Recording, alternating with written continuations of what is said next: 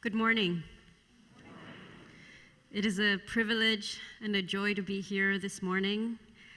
A few days ago, I traveled from the sunny mountains of Honduras to the even sunnier cities of Virginia. And I'm very happy to be worshiping today with you. Thank you, Reverend Stacy, for the space.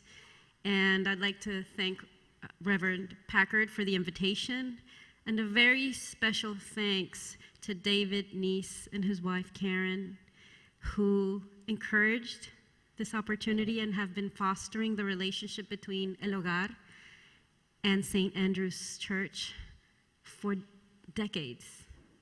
His family, his parents, David Denise's parents, were part of the founding board. I also would like to mention that we have a board member among us. Elizabeth Thornton has been supporting us through El Hogar, and of course I have my husband here. Of course I want to mention him.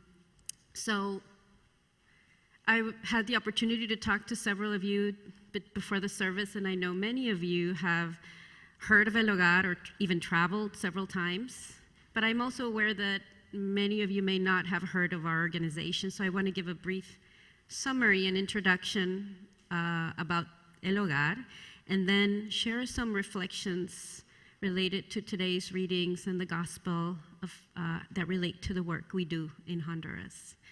El Hogar has been a mission of the Episcopal Church of Honduras for over 45 years, which in itself is an accomplishment. And we have been deeply linked to the community of the Episcopal Church in North America, both United States and Canada. And this church particularly has been very close to our hearts because of its origins and also because of its generosity.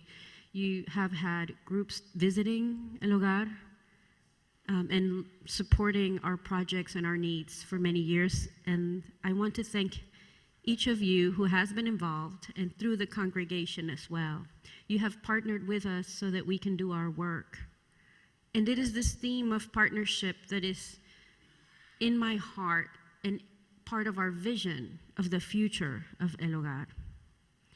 We heard in today's reading a beautiful passage.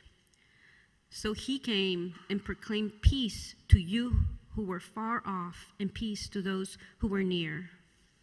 For through him, both of us have access in one spirit to the Father. So then you are no longer strangers and aliens, but you're citizens with the saints and also members of the household of God. The readings speak about unity through God's love, and the gospel talks about gathering its people and about compassion. And this is how we work at El Hogar, with compassion and understanding that connection and proximity has often less to do with location and geography and more with the openness of our hearts. One thing I've learned after working at El Hogar is that we can be near someone and yet not see them, not connect, not relate as partners. We can even be serving people and fail to see them as one in spirit. And yet we can have a community so far away that can be working together in collaboration. So proximity has to do with our hearts and our connection to God. And I want to share a story of how we live partnership at El Hogar and how we have been evolving over these 45 years as part of our own learning journey and listening. I want to tell you about Doña Susana. Doña Susana, we say doñas for ladies, is a 32-year-old single mom who has two daughters, Isabel and Anna. And she lives at the very edge of a river that often floods with heavy rains. And in the recent hurricanes, in the middle of the pandemic, her home was destroyed by the river, and she had to spend a long time in shelters in the middle of the pandemic, and she was not able to recover. She already was struggling to provide for her two children. They were enrolled in the public system, and she had to pull them out. Her 7-year-old, she had to send off to a relative who lived several hours away because she could no longer care for her and feed her. And she asked her 11-year-old to drop out also so that together they could work and find sustenance. These are terrible choices, difficult choices.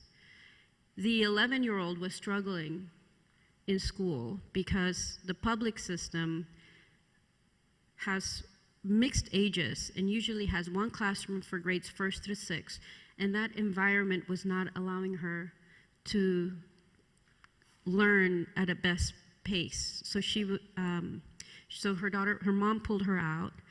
Also, we wonder why a mom needs to take a child out of a school. There are so many hidden costs in the public system for children to be able to attend school.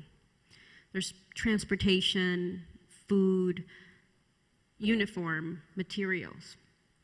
So El Hogar, more than being a school, is an organization that breaks barriers. El Hogar is a school, a home, and even a dental clinic for over 250 students every year, boys and girls that enroll from 1st grade to 12th grade. We offer vocational training to our students. But more than that, we offer free transportation. We offer a supervised environment, a regular schedule of 8 hours of education, class levels, school. We also provide a home to the children who do not have a family or whose family situation is so extreme that it combines poverty with some other challenge like mental health or violence or climate risk. But in most cases, out of the 250 children, around 200 of them come for the day and live with their families, and the other 50 live in our community. We see ourselves then partnering with women like Doña Susana, not necessarily caring for their children, but empowering her and her empowering us so that we can then empower the children to transform their own lives. This has been evolving through the years. So what we allowed Doña Susana to do was to enroll her students tuition free at El Hogar. With that opportunity, she's able to go back and get a steady job. She was able to bring her 2 daughters together in her own home, rebuild her home, and now she even volunteers anytime she has any free time. She volunteers at the school. There are days that she opens the gates. There are days she works as a teacher aide. There are days she helps in the kitchen the way David did once when he visited. He says he's going to bring new knives next time he visits. So today, Anna and Isabel live with her mom and experience a typical education. And we are able to encounter God in each other's humanity. And thanks to these opportunities, and thanks to your contributions, Isabel can come home from school and tell her mom, I have been elected as class president. And Anna can share recess with her sister and come home to her mom, and her mom can provide a meal for them at night. Doña Susana is also not worrying about her daughters when she goes to work, knowing they're in a safe environment. So as God shows compassion in the gospel to his people, we are called to be vehicles of his love and show compassion to one another. But this compassion, the way we see it, is a partnership that is mutual. On one of the days that Doña Susana opened the gate for me, I forgot to tell you that Doña Susana is almost 6 feet tall. She's slim, but she's big-boned and strong. And she followed me to the car. I had just arrived back from a trip, being away for 2 weeks from my own daughters. And she just wanted to greet me. She walked to my car, and I carry this humongous backpack that is half my size. So when she saw me, she took it from me, and almost like saying, I want to lift this load off your back. And then she reached out her other hand, and I thought for a second she was going to pick me up and take me to the office because she's so strong, but she just wanted to give me a hug. So she pulled me to her without saying a word. And I realized that moment that we are just two moms in different circumstances and different bone structure too, but truly two moms helping each other, partnering with each other.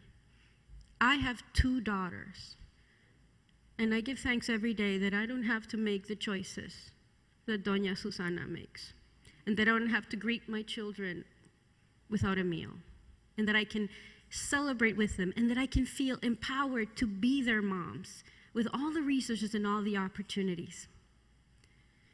As members and supporters of El Hogar, that is what you are partnering with us to do. You're partnering with Claudia Castro, who has been our director for over 35 years. She likes to add to that sentence that she started when she was very young, because she doesn't like to be aged. So I apologize, Claudia, but I like to mention her because her life doesn't end or begin at 8 a.m. or at 4 p.m. She takes children to her home during Christmas. She takes children with her on trips. She gives her life, and she sees the moms, the dads, the children as deserving of opportunities like everyone else. I want to thank you for being a part of this community and invite you to get involved in whatever ways. If you haven't visited for a while, please come visit and chop onions in the kitchen alongside Doña Tona, who, by the way, has been working in the organization from day one. Our communications director says there's something in the El Hogar water that once you start working there, you don't want to leave. But it's God's love. I want to say that I work for El Hogar, but El Hogar works through me and for me. Doña Susana found hope for her two daughters at El Hogar, but I find hope for my country, and that is priceless. And I hope you find hope for humanity in hearing the stories and the dedication of the staff, the resilience of the children, and the strengths of the moms and dads who trust us day in, day out so that their children can have the opportunity they deserve. Thank you, and I welcome you after the forum if you want to hear a little bit more about El Hogar. And I send you away with this invitation for unity across geography, for connection to those who are near and those who are far, and to hold love and see ourselves as one.